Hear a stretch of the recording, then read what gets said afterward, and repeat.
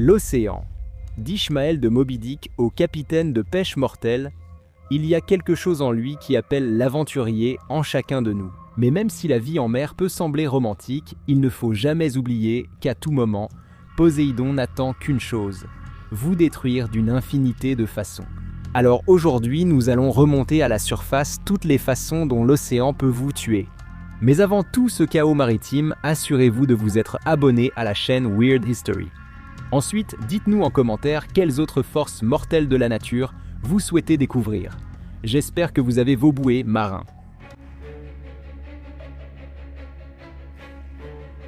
Mettons les choses au clair tout de suite. Les monstres marins n'existent pas. Il y a plein de grands animaux qui pourraient vous anéantir instantanément, totalement par accident. Mais les krakens, les mégalodons et les Godzilla n'existent que dans les films. Je sais, ça m'a fait un choc aussi. Mais l'océan n'a pas besoin de monstres marins pour gâcher votre journée. Parmi les principales menaces de cette vaste étendue pour la vie humaine figure simplement l'exposition à l'eau froide. Comme le pauvre Jack sans porte du Titanic pourrait vous le dire, même une immersion partielle dans de l'eau entre 10 et 15 degrés Celsius peut vous tuer si vous y restez trop longtemps, car elle retire rapidement la chaleur de votre corps. En seulement 1 minute d'exposition à de l'eau glacée, vous pouvez entrer dans une sorte de choc qui provoque des changements spectaculaires dans votre respiration, votre rythme cardiaque et votre tension artérielle. Cela rend le fait de nager jusqu'à un endroit sûr bien plus difficile, voire impossible. En 10 minutes, un nageur dans l'eau froide peut commencer à perdre le contrôle de ses muscles et il ne faut qu'environ 20 à 30 minutes pour que l'hypothermie s'installe. C'est à peine suffisant pour écouter un podcast entier. L'hypothermie survient lorsque la température centrale du corps descend sous 35 degrés Fahrenheit. Dans les cas légers, la personne ressent seulement de la confusion mentale et de forçats frissons. En fait, c'est lorsque les frissons s'arrêtent que les vrais problèmes commencent. Une hypothermie extrême peut entraîner des hallucinations, un risque accru d'arrêt cardiaque et en fin de compte, la mort définitive. Attention aussi au mouvement de l'eau. Les courants d'arrachement sont des couloirs d'eau qui filent rapidement du rivage vers le large, atteignant jusqu'à 8 pieds par seconde. Les baigneurs amateurs peuvent remarquer qu'ils commencent à nager dans l'océan pas très loin du rivage, mais se retrouvent rapidement assez loin de la plage. Les courants marins vous entraînent doucement vers le large et sont difficiles à voir car ils se forment sous la surface. Les courants d'arrachement obéissent au même principe mais sont plus puissants. En 2022, les courants d'arrachement étaient responsables d'environ 70 à 100 noyades chaque année et ils sont également responsables d'environ 80% des interventions de sauvetage des maîtres nageurs. Ce qui les rend si dangereux, ce n'est pas seulement le mouvement de l'eau en lui-même, mais aussi la psychologie humaine. Les gens ont tendance à paniquer lorsqu'ils se retrouvent rapidement entraînés vers le large. Ensuite, ils s'épuisent à nager directement à contre-courant en espérant atteindre la terre. Si jamais vous vous retrouvez pris dans un courant d'arrachement, vous avez plusieurs options. Vous pouvez flotter et battre des jambes en vous laissant emporter jusqu'à ce que la force du courant se dissipe, généralement au-delà de la ligne des vagues déferlantes. Ou bien nager, non pas contre le courant, mais perpendiculairement à celui-ci, parallèlement au rivage, jusqu'à ce que vous soyez sorti du courant et que vous puissiez regagner la plage. Troisième option, faites de la place sur cette porte rose. Comme nous l'avons dit, il n'existe pas de monstres marins, mais il y a certainement des créatures dans l'océan qui attendent de vous tuer. En fait, l'une des espèces aquatiques les plus mortelles n'est même pas visible à l'œil nu. Les algues sont de simples organismes microscopiques qui prospèrent généralement dans l'eau.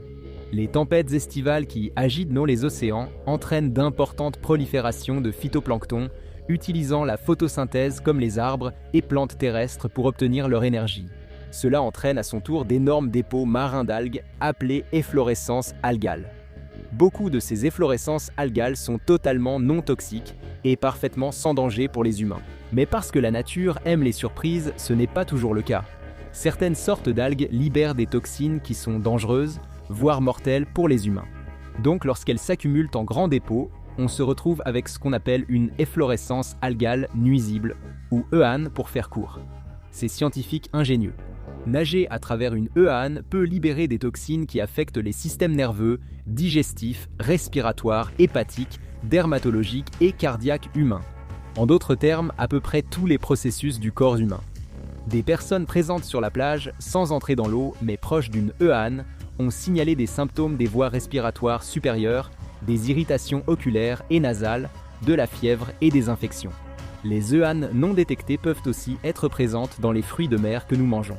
L'empoisonnement neurotoxique résulte de la consommation de palourdes, d'huîtres, de moules et d'autres coquillages qui ont absorbé les brevets toxines libérées par les proliférations d'algues. Les symptômes sont douleurs abdominales, nausées, vomissements, diarrhée, paralysie partielle et d'autres troubles à éviter. Il existe 69 espèces différentes de serpents qui vivent dans les océans et beaucoup d'entre elles sont très venimeuses. La majorité des serpents de mer vivent dans les océans Pacifique et Indien et beaucoup ressemblent aux serpents terrestres d'Australie, suggérant une origine commune. Les animaux d'Australie sont si dangereux qu'ils envahissent maintenant l'océan. Beaucoup de serpents de mer ont une queue en pagaie et un corps aplati, parfait pour naviguer, mais il ne faut pas les confondre avec des poissons ou des anguilles. Les serpents de mer n'ont pas de branchies et ne respirent pas sous l'eau. Ils doivent remonter régulièrement pour respirer, comme les dauphins, les baleines et Super Mario sous l'eau. Bien que de nombreux serpents de mer soient très venimeux, ils n'injectent pas toujours leur venin en mordant, rendant les décès humains rares. La mort d'un pêcheur australien en 2018 à la suite d'une morsure de serpent de mer était en fait le premier décès documenté depuis celui d'un plongeur de perles en 1935. Plusieurs personnes ont signalé avoir été mordues par des serpents de mer sans le savoir, découvrant la dent restée dans leur peau des heures après. Plus qu'aucune autre créature de l'océan, rien n'inspire autant la terreur chez un nageur malchanceux qu'un requin. C'est le LeBron James du danger aquatique. Contrairement à ce que montrent certains films célèbres de Steven Spielberg où les requins attaquent l'homme, ces animaux s'intéressent très peu à manger des humains. En mer, les requins sont sans doute l'une de vos plus petites préoccupations. En 2023, il n'y a eu que 69 signalements d'attaques de requins non provoquées dans le monde entier, et parmi celles-ci, seulement 10 ont entraîné la mort d'humains. L'endroit le plus meurtrier pour les attaques de requins cette année-là était les États-Unis, et la majorité de celles-ci ont eu lieu en Floride, qui, à elle seule, est responsable de près de la moitié des attaques de requins dans le monde. L'Australie a dû se contenter de la deuxième place avec seulement 15 attaques. Sharkadale Dundee était dévastée.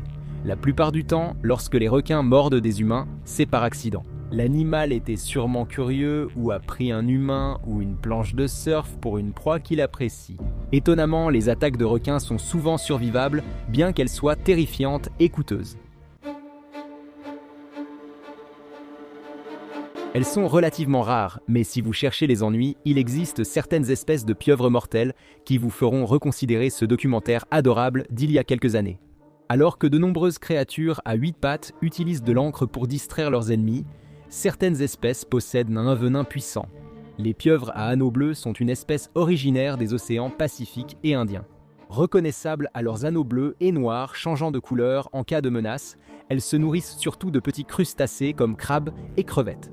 Mais provoquées, elles figurent parmi les espèces marines les plus mortelles et libèrent de la tétrodotoxine, la même neurotoxine libérée par le tristement célèbre poisson-globe mortel. Lorsqu'un humain est exposé à la TTX, il ressent une perte de sensation accompagnée d'une paralysie des muscles, comme le diaphragme, ce qui peut entraîner un arrêt complet de la respiration.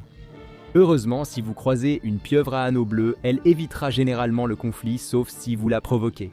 Comme l'a dit un homme sage un jour, « Ne commence rien, il n'arrivera rien ». Parmi les animaux marins les plus mystérieux et, il faut l'admettre, les plus effrayants, on trouve la méduse, membre du sous-embranchement Medusozoa, remarquable pour son corps gélatineux nageant librement. La partie molle de la méduse, appelée l'ombrelle, est en réalité composée d'une substance appelée mésoglée, qui est principalement de l'eau maintenue ensemble par des protéines fibreuses comme le collagène. C'est aussi ainsi que la créature se déplace dans l'eau. L'ombrelle pulse et se contracte, propulsant l'animal vers l'avant, comme un personnage de dessin animé avec des gaz. Alors que certaines cultures considèrent les méduses comme un mets délicat, en Occident, les méduses sont le plus souvent associées à leurs piqûres douloureuses. De nombreuses espèces possèdent des tentacules munis d'un type de cellule spécialisée appelée nématocystes, qui peut percer la peau et injecter du venin. Seul un certain nombre de piqûres de méduses sont perceptibles pour l'être humain. Chaque année, des milliers de nageurs se font piquer, mais la plupart vont bien après quelques minutes. Cependant, il existe quelques espèces de méduses dont le venin est si puissant que leurs piqûres sont extrêmement douloureuses, voire mortelles pour l'homme, comme une certaine espèce de cuboméduse. Outre leur capacité à injecter une dose mortelle de venin, les cuboméduses ont des systèmes nerveux bien plus complexes que la méduse moyenne. Des chercheurs observent qu'elles adoptent dans la nature un comportement plus attentif à leur environnement, proche de celui des poissons, contrairement aux autres méduses. Et si cela ne vous inquiète pas déjà assez, certaines espèces peuvent avoir des tentacules qui s'étendent sur plus de 3 mètres de long. C'est presque un Victor Wembanyama. Les cuboméduses sont aussi difficiles à éviter pour ceux qui veulent vivre en mer. Elles viennent de la région tropicale Indo-Pacifique, couvrant un vaste territoire. Certaines méduses-boîtes ont été trouvées aussi au nord qu'en Californie, aussi à l'est qu'au Japon, et aussi au sud qu'en Nouvelle-Zélande. Alors contentez-vous de l'Atlantique et tout ira bien. Pourtant, malgré tous ces faits inquiétants, les chances de réellement se faire tuer par une cuboméduse sont assez faibles. La plupart des espèces ne sont pas mortelles pour l'homme et causeraient moins de 100 décès humains par an. Beaucoup de piqûres de méduses-boîtes ne provoquent qu'une forte irritation de la peau. Même si les médias répètent souvent que nous n'utilisons que 10% de notre cerveau, l'idée que l'urine humaine neutralise une piqûre de méduse est un mythe. Aucune preuve scientifique directe ne montre une différence, mais appliquer du vinaigre sur une piqûre de méduse pourrait avoir un effet. Il neutralise les nématocystes non déchargés, ce qui peut empêcher la libération de venin supplémentaire. Donc même si vous vous retrouvez coincé sur une île déserte, ne suivez pas les conseils de survie de Lost. Alors qu'en pensez-vous? Quelle est votre plus grande peur liée à l'océan? Faites-le nous savoir dans les commentaires ci-dessous. Et pendant que vous y êtes, jetez un œil à certaines de ces autres vidéos de notre histoire insolite.